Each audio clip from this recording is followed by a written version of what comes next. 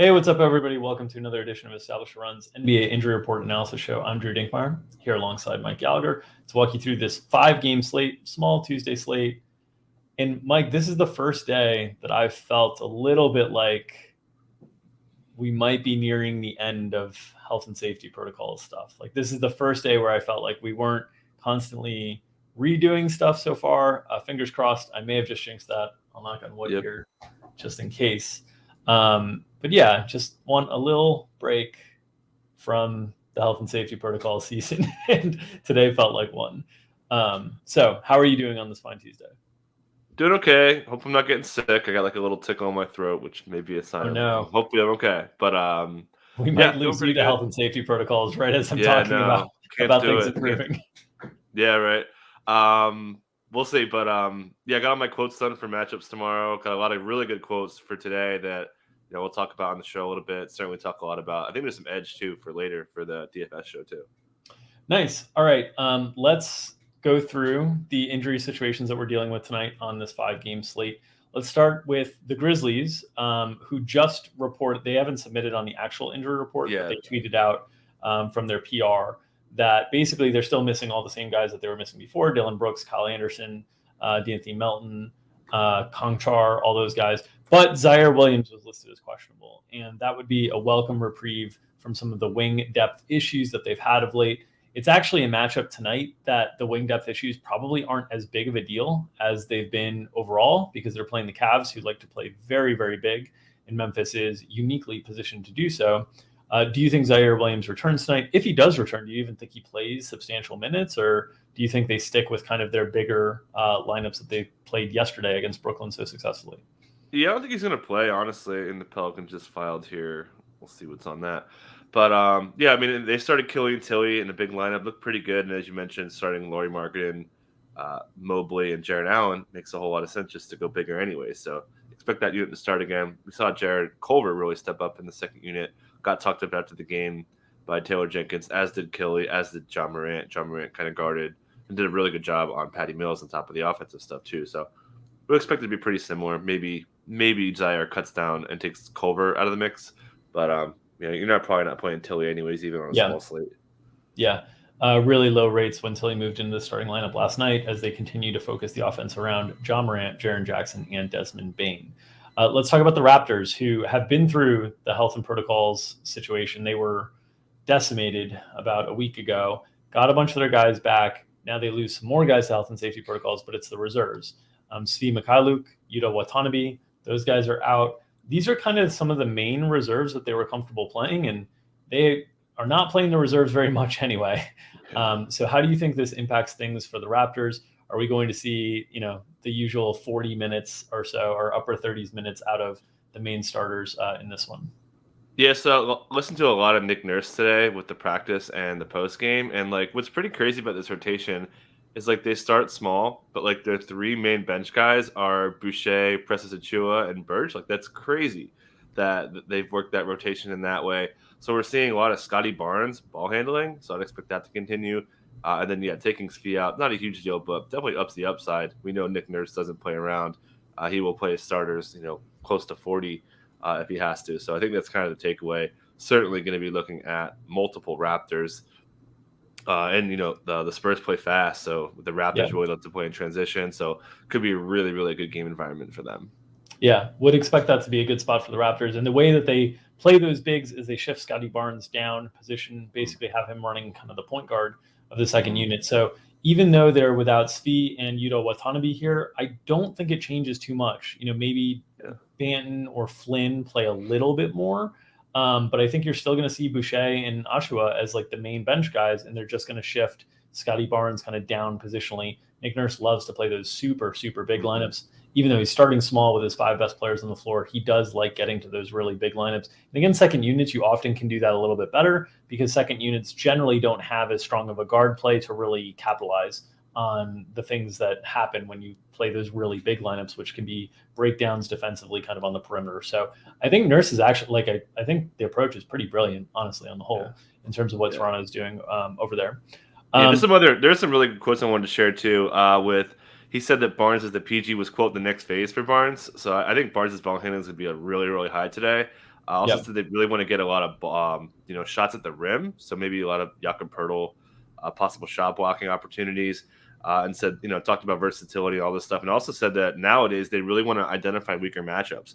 So that's more work for me to figuring out where the matchups they can exploit, and if you could figure it out, I think there's some really really good edge there, which I'll be looking at more later for the show. Yeah, and it makes sense with the guys that they have kind of on the roster, that they've got all these kind of wingy guys that teams are going to switch on them a lot, and you want to be able to switch into punishing the weakest defender that you can have. We've seen Chris Paul do this for years and years with Phoenix or OKC or Houston or wherever Chris Paul's been, the Clippers. The Raptors can do that with size. So it'll be really interesting to see, and especially they've really developed the ball handling of Siakam, OG Anunoby, and now they're working on it with Scotty Barnes. And they're a great development organization as a whole. These guys always continue to get better. So I would expect, as long as the Raptors are healthy, I think they're going to make a little bit of a charge here in the Eastern Conference right now, because I do think their starting five is pretty good. As long as they can stay healthy, the depth issues are certainly there still long term. Let's talk about Indiana. They are a team that is just decimated by health and safety protocols right now. They're kind of in the throes of it. No Malcolm Brogdon, no Karis LeVert. The guard depth is a problem. No Jeremy Lamb. So we saw them start Kiefer Sykes and play Dwayne Washington. Those guys were not even on the roster. Basically, Kiefer Sykes was signed from the G League. Dwayne Washington was one of their draft picks who was in the G League. Those guys were not in the rotation in the roster at all, and they came in and played 35 minutes right away. Lance Stevenson, who was signed from Atlanta, came in and played 13 minutes right away. So, this is a team that just is really, really struggling with COVID's health and safety protocols right now. They get the Knicks tonight, a team that's been struggling defensively a lot of late. They're going to play their bigs, Sabonis, Turner. We know Justin Holiday is going to have a big role. What else do we expect? There's no Duarte. There's no Jeremy Lamb. There's no Malcolm Brogdon. There's no TJ McConnell. I mean, basically every guard that they anticipate having in their rotation to start the season is out. Yeah, I mean, they lost this game to the Cavs, and Carlisle was pretty pleased. I mean, look who they're starting in the backcourt, and he called it an amazing opportunity. He said he really liked Kiefer Sykes' game. He kind of had that Patrick Beverley pick him up 94 feet style that he really likes. So, he says that they're going to be, playing a really good rotation. Also talked about these high minutes, 39 for Sabonis. And he said that he's going to try to avoid, quote, super big minutes on those guys, and they're going to have what he called a framework for a rotation. So, they're going to play him a lot of minutes, Sabonis, Holiday, Turner specifically. So those guys in a pretty good matchup here. We'll see what the Knicks do with a lot of their questionable tags. But either way, it's something they could certainly exploit here. So, yeah, and I expect Washington and Sykes to get some run here again. They obviously want to give them a look. We saw quotes from them, last week that they wanted to play Washington more. They wanted to play Sykes more, and they fit in pretty well. And Washington, pretty good usage right there, right? Took 17 shots. So I haven't seen his price yet, but he was a scorer at Ohio State. I mean, that's kind of what he did. So not surprising. Good to see him come right in with that confidence to do it. The thing that I'll note there, though, is you look at the bench usage, and in terms of guards who could handle the ball at all, Lance was the only guy that played last game. Ahmad Kaver, who I've never seen play basketball, but statistically it looks like a guard to me. And Terry Taylor, those guys are. It seems like there's a skill gap that they're uncomfortable playing those guys if they were signing Lance Stevenson right off the street and putting him right into the rotation. So you can still see really heavy minutes for Sykes in Washington. There just aren't a lot of guys on this team that can ball handle, and those guys can do a little bit of that. Opposite side of them, the Knicks, you mentioned a bunch of questionable tags. They have some guys that have cleared health and safety protocols in Julius Randle and Mitchell Robinson and Jericho Sims. Obviously, what we've seen with the Knicks in the past when they've cleared guys from health and safety protocols is there has been some sort of conditioning lag for them. We saw Quentin Grimes. We saw him sit the first game back. We saw RJ Barrett sit the first game after he was cleared. We saw Obi Toppin's minutes limited initially. So we saw Quickly sit the first game that he was cleared. So I'm not sure if we'll see Julius Randle return tonight, but I know Tibbs is going to want him out there, right? Randle's the most important piece that they have. So what are your thoughts on whether we see Randle, whether we see Mitchell Robinson? This is a good matchup for those guys to return in terms of really needing them in their size against Indiana's interior. Yeah, like you said, based on what we've seen, the trend would be them unlikely to play, but given the way that they're not playing well, maybe they'd be a little bit more lax on that routine they've been working in. But yeah, we saw a lot of Obi Toppin, right? So you'd get maybe one of those guys that may come down a little bit, but they feel pretty comfortable with his offense. we saw Miles McBride start, and then Tibbs said after the game they started Alec Burks in the third quarter because they just didn't have the offense going. Not too many minutes out of him. So those guys, would be asked to step up. But we'll see. It's not the early game, but 30 minutes after lock. Yeah, probably are going to know, I would think, by then. Yeah, and if Randall's obviously like a huge decision point, because if he is in, you lose rates for all the main guys, you lose some minute ceiling for all the main guys as well, and it funnels down to the guards too. It's not just a forwards thing, just because Alec Burks can pick up some of those minutes at the 4 as well. And similarly for Mitch Robinson, if Mitch Robinson or Jericho Sims are available to play, Taj Gibson played 30 minutes last game. I don't think they routinely want Taj playing that many minutes, even though Tibbs absolutely loves him. It does lead to some offensive limitations, as they alluded to with that starting lineup with McBride and Gibson. It was just putting a lot of offensive responsibility on Fournier and Barrett, and they needed more creation out there. So pay attention to that. Randall is a big one on tonight's slate. Let's talk about the Suns, who are now missing Landry Shamet along with their front court guys. Yeah, so we saw Jalen Smith really kind of play well in the Charlotte game. He had a couple of good games here. Minutes have been pretty good. Foul kind of down. They blew this game. This game was a blowout, so I wouldn't really forget about the 24 minutes. Bismack Biyombo did cut his upside down a little bit. Bismack was great. He after the game, Kevin Young, who's filling in for Monty, said he was kind of like a seamless fit. And we probably won't see that super high upside out of Jalen Smith, but still expect him to kind of flirt with maybe low 30s there. They aren't going to miss Shaman too much. They'll run a little bit more campaign overlap with Chris Paul. Maybe bring Elfrid Payton in the mix, who won't really be fantasy relevant. But it should be pretty standard. Maybe a little bit more leash for Booker. We've seen Booker kind of get up there in playing time. So without his true backup, maybe he gets upper 30s. Yeah, I could definitely see that. And I would say Jalen Smith's been really impressive so far for a guy that we both thought was a mistake pick, given that Tyrese Halliburton was on the board at the time when Phoenix could have selected. And who knows, if they had Halliburton, maybe they have a title on their hands last year, having lost in the finals with zero contribution from their first-round pick. But to Smith's credit this year, stepped up, gotten the opportunity now with no DeAndre Ayton, no JaVale McGee. Frank Kaminsky's been hurt, and he's played well. He's played really, really well in his time here. So hopefully Jalen Smith can keep that momentum going in the absence of Ayton and Kaminsky. And McGee, and maybe even work his way into competing with JaVale McGee for some of those backup center minutes down the stretch this season, or filling in at the 4 if Jay Crowder needs a rest or different things like that. Just would like to see these young players get opportunities, and it's good that he's taking advantage of it. On the Cavs side, they get Darius Garland back tonight, which is huge. We've talked about some of the point guard issues with them having lost Ricky Rubio to a torn ACL or torn Achilles for the season, having also lost Colin Sexton for the season. Getting Garland back, but they lose Isaac Okoro. So still a little bit shorthanded in the backcourt. Rajon Rondo, who they traded for, is not available yet. He has cleared health and safety protocols, but they're working on a path to get him back integrated into the new organization after just trading for him. So we will not have Rondo available yet. We'll not have Okoro. Do you think there's going to be any limitation on Garland from a conditioning perspective? Because this would seem to be an opportunity to play a ton of minutes given the status of their current backcourt. He went through a practice, so that's a really good sign. No sign of any, wear and tear. He obviously may not go full, but man, they're going to need his ball handling real bad. Basically him and Pangos. Rajon Rondo will not be available for this game as well. I mentioned Noah Okoro, so they're going to have to play Lamar Stevens, who's kind of like their poor man's defense-only version of Okoro, so he'd be playing a decent bit. They did start Brandon Goodwin in the second half. Maybe they do that again, but I think you're pretty much ignoring either one of those guys. I'd probably rather, if Goodwin's starting, I think that's maybe interesting. But I think they might start Stevens here just because they like his defense, and they're gonna need it against Ja. So I would expect Stevens to start. But I think Garland will kind of hit the ground running. Bickerstaff said he'd be a game time decision yesterday, but he's not an injury report, so it should be pretty close to a full go. Yeah, and Goodwin's sort of you see the usage compared to Pangos there. I think Goodwin's a better player than Pangos, so it wouldn't surprise me to see Goodwin kind of leapfrog Pangos in that backup point guard pecking order. But as you said, they start him at the 2 in the second half without Okoro. They still need to fill 2 minutes in some way, shape, or form. So there's still going to be minutes for Pangos and Goodwin here because of the loss of Okoro. They're just not going to be fantasy relevant with Garland there because the ball's going to be in Garland's hands all the time. Let's go to the Spurs, who are still without DeJounte Murray, but they get Keita Bates-Diop back as well. So they're without Doug McDermott. They've got a lot of guys kind of floating in and out. Lonnie Walker. So they have been a little bit thin. Very, very disappointing loss to a Detroit team without Cade Cunningham, without Jeremy Grant.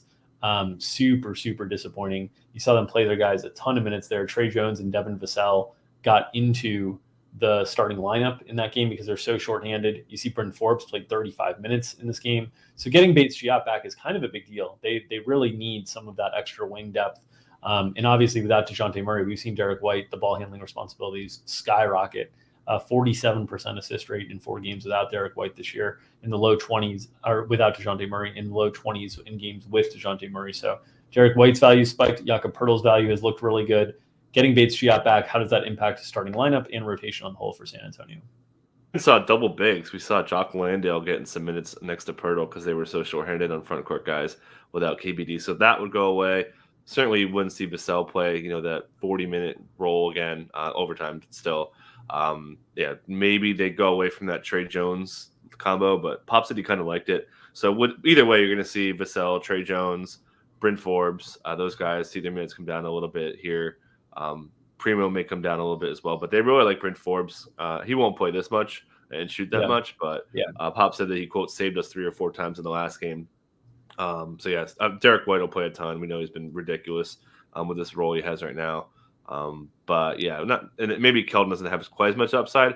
Given the matchup, they might cut Keldon down, but they're going to need exercise anyway. So I think maybe it's somebody else who's getting affected there. But I think Keldon's minutes are pretty safe. Yeah, I think Keldon's minutes will be safe as long as he avoids foul trouble. I think the production will be challenging. He'll get a lot of either Siakam or OG and Nobi, depending on how they're deciding to defend Poeltl. Those will be tougher matchups for Keldon's kind of drive heavy game that he relies on offensively. Okay, let's go to the Lakers. They lose Stanley Johnson because we're in between 10-day contracts for Stanley, so don't know how the Lakers are going to approach that. And that's the name of the game this season is, unfortunately, you lose a 10-day guy, and it could be integral to figuring out the rest of the rotation. That's the case with the Lakers because they've been leaning on Stanley Johnson quite a bit of late during his 10-game signing. He's been thrust into the starting lineup. I assume that this will largely get filled by Trevor Ariza and Carmelo Anthony and Taylor Horton-Tucker and those guys. But what do you think the effects of losing Stanley Johnson are for the Lakers? Yeah, I think you nailed it. Trevor Ariza is certainly the guy that would be stepping up. I kind of expect him to start, very similar as far as defensive role, kind of switchable, has length, a little bit of a better shooter than Stanley is. So I definitely think Ariza would be the guy stepping up the most, maybe a little bit more upside to Austin Reeves and Taylor Horton-Tucker, as you mentioned. I don't know. We put Dwight in for a few minutes. I'm not 100% sure they're going to play him, but we got him in there for a little bit. I don't think he'd be in play.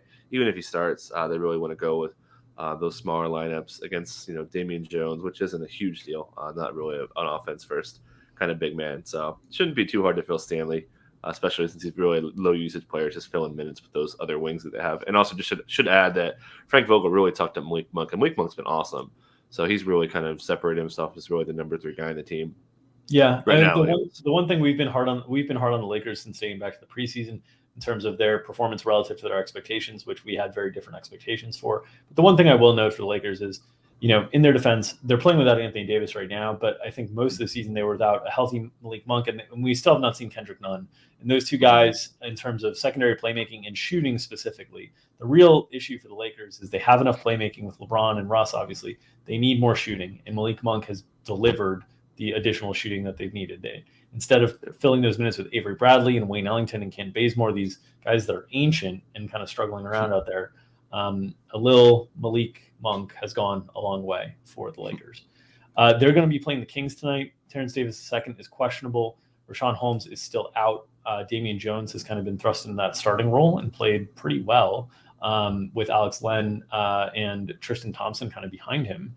18-10 last game out against the Heat front court. That's a pretty strong statement from Damian Jones. Still having all 3 centers potentially play limits the upside, and also playing against a Lakers team that has shown the willingness to play no centers at all. Like there's a lot of reason for concern here in terms of the bigs and how those minutes can get distributed. But what do you expect for the Kings rotation to look tonight? Yeah, it should be pretty similar. They didn't really have Terrence Davis in their rotation before he went down with this ankle injury, so I'd expect it to look for the most part, about the same. Did see De'Aaron Fox kind of get it going here. Had 15 free throw attempts in the last game. Tyrese Halliburton's been a dime machine lately. They threw Mo Harkless in the rotation like for a hot minute to guard Jimmy Butler. So that was just a one-time thing. So maybe Marvin Bagley's minutes come up a little bit. Maybe they do try to lean into size because rebounding has been an issue for them, which shouldn't be an issue tonight if they do go small. So should be pretty similar rotation to what we've been seeing the last couple nights. All right, and then the Pelicans, you mentioned that they did submit while we had gone on the air here. So what do we have from the Pelicans tonight? Specifically, I'm assuming we're looking for Brandon Ingram's status updates. Yeah, nothing. So we'll see if he's limited. He looked terrible last night. Certainly Russ there. Bad matchup, but tonight he gets Mikal Bridges. So if he's not 100%, he will be struggling. Probably a pretty easy fade there. All right. Any other injury situations that we did not touch on that you wanted to touch on before we get out of here? No, I think we get it. Awesome.